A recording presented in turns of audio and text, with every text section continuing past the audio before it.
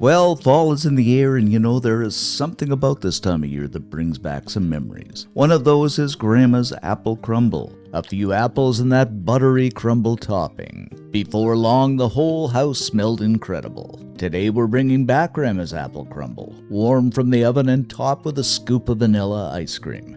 So let's get started. Okay, the first thing we're going to do is grab up some apples and peel them up. Now, I'm using Honeycrisp here, but a nice combination of Granny Smith and Honeycrisp are good too. But it's entirely up to you.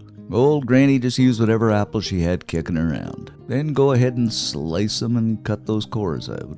What I usually do is cut them into chunks. You could leave them as wedges, but that's too much of a bite for me. Grandma always said, make sure you chunk them up.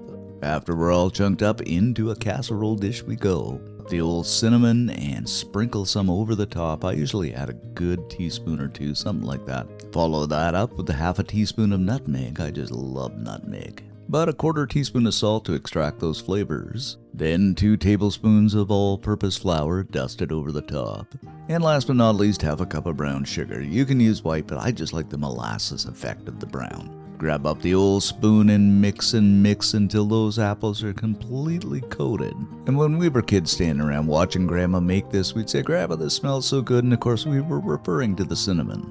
Now we are beautifully coated, and just look at those apples. We're going to set this aside. Well, we make up the crumble starting with half a cup of all-purpose flour, another half a cup of rolled oats. I just love these, I don't know why.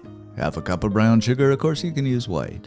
Grab up the old spoon once again, and a mixing we will go, and this now is beginning to look like a crumble.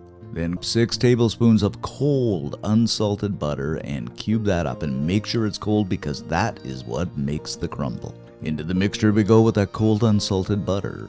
Now I'm going to grab up my pastry cutter and use it, but Grandma always used her hands, and we're just going to mix that butter into that mixture until a crumble forms. And of course, you probably guessed it, my friends, we're going to grab up that crumble with our hands and sprinkle it over top of that apple mixture. Oh, now this is looking good.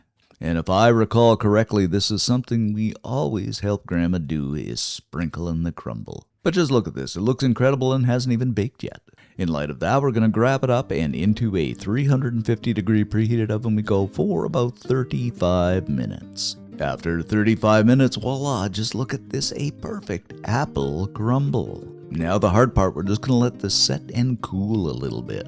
Then I'll grab up a knife and kind of slice this down the center. Of course, you don't have to. You can just dig right into it. But I'm doing all the presentation here. Grab up the old spoon and scoop this up, and just look at this, guys. Doesn't this look incredible? Can we eat now, Grandma? No, not until the ice cream.